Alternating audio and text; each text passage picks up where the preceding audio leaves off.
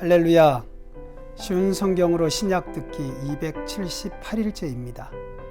오늘은 사도행전 20장 2절과 3절, 로마서 1장과 2장을 들으시겠습니다. 사도행전 20장 2절과 3절은 바울의 3차 전도 여행 중 AD 56년 여름부터 57년에 걸쳐 소아시아에 복음을 전한 바울이 고린도 교회의 문제가 해결되자 기쁜 마음으로 고린도에 머물며 복음을 전한 여정의 기록입니다. 바울은 고린도에 3개월간 머물며 사도의 직접적인 가르침을 받지 못한 채 자생적으로 생겨난 로마 교회에 기독교 신앙의 기본 교리를 체계적으로 설명하고 예루살렘 교회 구제 헌금도 부탁하고 스페인 선교를 위해 로마를 방문하려는 자신의 목적을 밝히기 위해 로마서를 써보냅니다. 로마 교회는 로마가 당시 세계의 중심지였으므로 성도들 또한 다양한 인종, 계층으로 이루어져 있었습니다.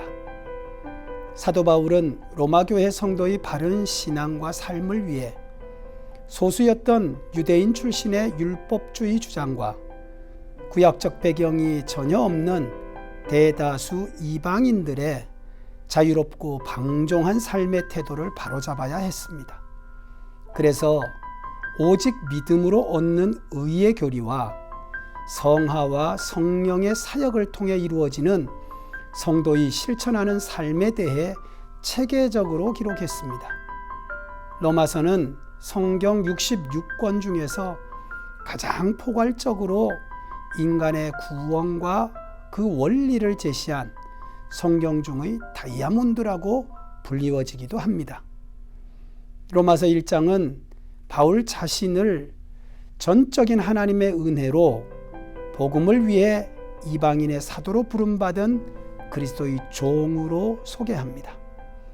자신이 전하는 복음은 구약에서부터 약속되어 온 하나님의 구원 계획이 성취된 것으로 예수 그리스도의 성육신과 죽음 그리고 부활에 대한 것임을 밝힙니다.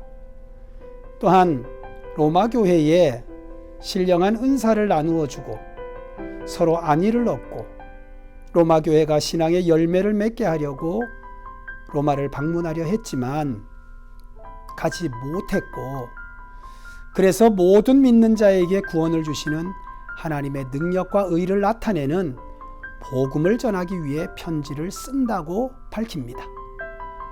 구원은 믿음으로 받는다는 것을 하박국 2장 4절을 인용해서 설명했습니다.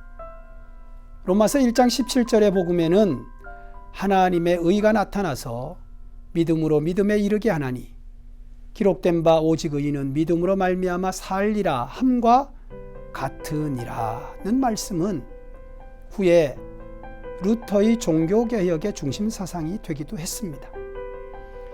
이 장은 인간이 구원을 얻기 위해서는 오직 믿음으로만 의로워지는 것이 진리임을 선포합니다.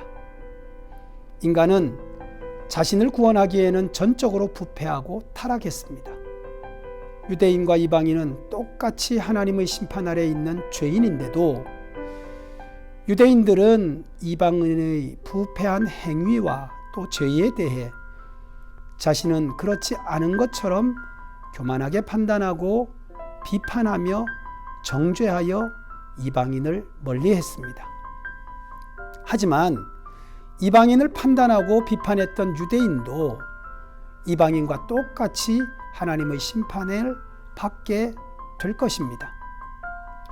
오늘은 하나님의 심판 원리에 대해 묵상합니다. 바울은 하나님께서 죄된 인간을 심판하시는 원칙에 대해 로마서 2장에 서술합니다. 하나님께서는 행한 대로 심판하십니다. 그래서 바울은 이방인의 죄에 대해 조목조목 지적하여 이방인이 범한 죄악을 드러내었습니다. 이 말씀을 들은 유대인은 내심 흡족해했을지도 모릅니다. 그러나 곧이어 바울은 유대인의 죄에 대해서 밝힙니다. 유대인은 죄를 지은 이방인을 정죄하고 비판하는 죄를 지었다는 것입니다. 정죄하고 비판하다 보니 자신의 죄악을 깨닫지 못하게 됩니다. 그래서 유대인은 회개하기를 기다리시며 회개할 기회를 주시는 하나님의 인내를 멸시하는 죄까지 더하여 짓게 되었습니다. 이방인도 유대인도 다 범죄하였고 행한 대로 심판하시는 하나님의 심판을 받게 될 것입니다. 사랑하는 중앙가족 여러분, 이 말씀을 듣는 모든 성도들은 누구를 판단하거나 정죄하는 죄가 얼마나 무서운 죄인가를 깨달아야 합니다. 우리는 모두 하나님 앞에서 심판받을 수밖에 없는 죄인입니다. 내가 죄인인데 누구를 비판하고 정죄합니까? 하나님은 우리가 회개하기를 원하셔서 오래 참고 계십니다. 하나님의 인자하심이 우리에게 남아있는 동안 우리는 기회를 놓치지 말고 회개해야 합니다.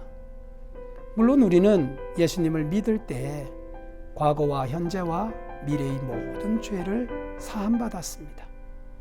그것은 우리의 허물과 죄로 죽었던 우리가 예수님의 공로로 죄의 문제가 완전히 해결된 것을 의미합니다. 우리는 예수님의 보혈 공로를 얼마든지 받을 수 있는 하나님의 자녀가 되었다는 말입니다.